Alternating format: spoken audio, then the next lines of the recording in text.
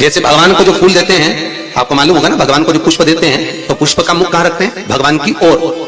ठीक है, मतलब जैसे भगवान गोपाल जी बैठे हुए हैं तो भगवान को अगर आप पुष्प दोगे तो फूल का मुख किधर रखोगे? भगवान की ओर। डंडी का मुख किधर रखोगे? अपनी ओर।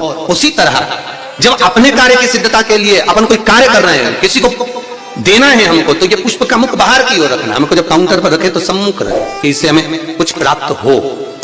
पर दुनिया के लोग उल्टा फूल चढ़ाते हैं भगवान को। तुम हमेशा देखना, शंकर जी के मंदिर में जाएंगे तो जो शिवलिंग होगा ना शंकर भगवान का, जितने पूजन करने वालों को देखोगे ना, ये शंकर जी का शिवलिंग, तो फूल कैसे चढ़ा के आएंगे? ऐसे जमा के आएंगे, डंडी भगवान की ओर कर देंगे, फूल अपनी ओर कर देंगे, और ऐसे भगवान को चढ़ाएंगे।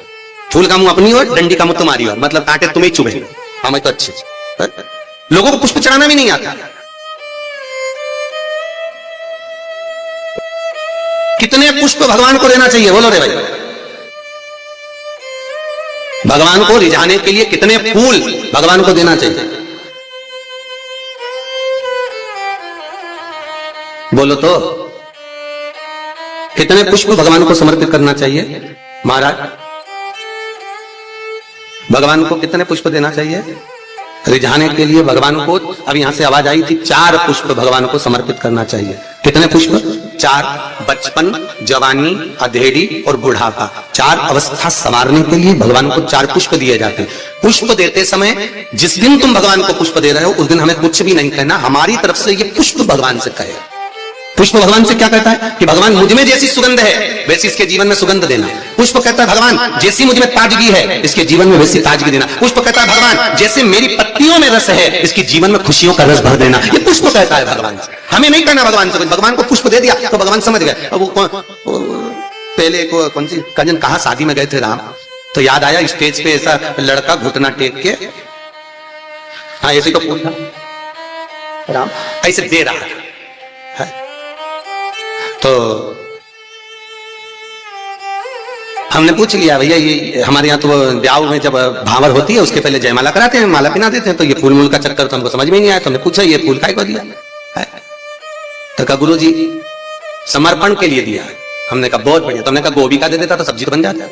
अब समर्पण देव मना नहीं है, पर हमारे यहाँ ऐसा विधान नहीं है फूल वगैरह देने का।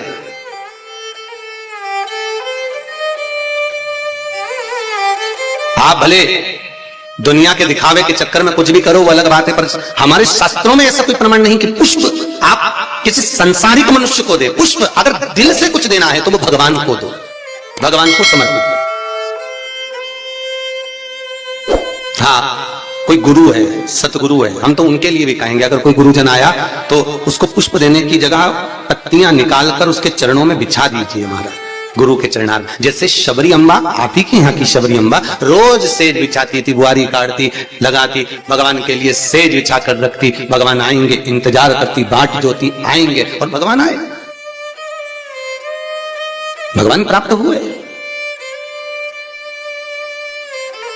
और जब शबरी अम्बा के दरवाजे पर जैसे भगवान के लिए पुष्प बिखेर देती है, आप भी गुरुजन के लिए, परमात्मा के सुख के लिए। आप ये नहीं कि भगवान को बहुत कुछ दो, भगवान को अगर 4 पुष्प भी दे रहे हो तो बहुत है, और पुष्प भी नहीं तो एक पंखड़ी भी आप भगवान को दे रहे हो तो भी चलेगा। तो यहाँ तो शिव महापुराण में तो ये भी नहीं लिखा कि पंखड़ी भी दो। शिव महापुराण तो कहती है अपना दिल दो भगवान। क्या दो? अपना मन, अपना हृदय भगवान को दे दो। भगवान को संपदा नहीं, धन नहीं, दौलत नहीं, सत्ता नहीं, तुम्हारा वैभव नहीं, कुछ भी नहीं चाहिए। जो तुम पैसा चढ़ा रहे हो वो भी भगवान को नहीं चाहिए, जो तुम वस्त्र चढ़ा रहे हो वो भी भगवान को नहीं चाहिए, जो तुम आभूषण चढ़ा रहे हो वो भी भगवान को नहीं। भगवान को करे हृदय दे मुझको, निर्मल मन सो मोहि पावा, आपका चित्त मुझे दे, और वो भी अच्छा देना। देखो हृदय भी देना तो अच्छा देना है, और भगवान को वो दो जो भगवान के पास में नहीं है। हम भगवान को वो देते हैं जो भगवान के पास में। ले आओ जरा वो फूल ले जाओ, भगवान को गेंदा का फूल चढ़ा दो, माला चढ़ा दो, ये चढ़ा दो। तो भगवान को, भगवान से भी तो पूछो तुम्हें अच्छा क्या लगता है, बताओ हम तुमने तुम्हारे लिए वो लेकर आएंगे। कभी भगवान से कहो जा कुंदकेश्वर स्मरण, कुंदकेश्वर भगवान का जो नाम जाप है वो सुख प्रदान करता है। हम तो कई व्यापारियों से कहते हैं कि अगर तुम्हें ऐसा लग रहा है कि आज दिन भर से दुकान नहीं चली, व्यापार ठीक नहीं चला, आज इनकम नहीं हुई, आज अच्छा व्यापार नहीं चल रहा है, और आपको ऐसा लग रहा है तो रोज रोज ना करिएगा, पर जिस दिन तुम्हें लगे कि आज बिल्कुल व्यापार ठप पड़ा हुआ है उस दिन कुंदकेश्वर महादेव का नाम लेकर एक सफेद फूल काउंटर पर रख दीजिए, शाम तक देख लेना, अपने आप अंतर मालूम पड़ जाएगा। और ये तुम चाहो तो कल से करके देख लेना। इसलिए प्रैक्टिकल जरूर करना, प्रैक्टिकल का जमाना करना चाहिए। एक महाराज जी प्रवचन में कह रहे थे शराब नहीं पीना चाहिए, शराब पीने वाला व्यक्ति, मदिरा पीने वाला व्यक्ति गटर में पड़ा होता है, नाली में पड़ा होता है, मत पियो, ये गंदा नाली का पानी है। उसी में महाराज का पहचान वाला बैठा था, उठ के खड़ा हो गया, ओ महाराज तो इतनी बड़ी बड़ी बात कह रहा, तेरा सग्गा भाई पी के तो नाली में पड़ा, तो हमको ज्ञान दे रहा, तेरे भाई को क्यों नहीं देता? महाराज जी बोले देखो भैया, मैं भी प्रवचन कर रहा हूं, मेरा भाई भी प्रवचन कर रहा है, मैं मुख से समझा रहा हूं, मेरा भाई प्रैक्टिकल करके दिखा रहा है, तुम जैसे समझना चाहो वैसे समझ जाओ। इसलिए प्रैक्टिकल जरूर करना, कि अगर लगे कि आज व्यापार, हाँ व्यापार ठीक चले तो बिल्कुल मत करना, और नहीं तो तुम और लोग लालच में करने बैठ जाओ, है तुम होशियार कम हो की। प्रैक्टिकल करना, जब जिस दिन लगे कि व्यापार ठीक नहीं चल रहा, आज लगे कि आज पैसा चाहिए और आ नहीं रहा, आज तुम्हें 5,000 की, 10,000 की, 50,000 की, 1 लाख 5 लाख की जरूरत है और कहीं से आवक नहीं है, भगवान कहीं ना कहीं से आ जाए ऐसी कृपा, तो कुंदकेश्वर महादेव का नाम लेकर एक पुष्प उस काउंटर पर रख दो, जिस जगह से तुम कमाते हो, जिस जगह पर, जिस गादी पर, जिस कुर्सी पर तुम बैठे हो, उसके सम्मुख में उस पुष्प का मुख बाहर होना चाहिए, उसकी डंडी, उसका जो डंडी का भाग है वो हमारी ओर, हमारा आकर्षण।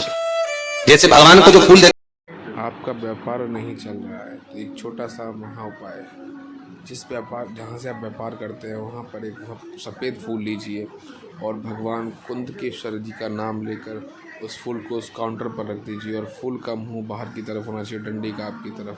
शाम तक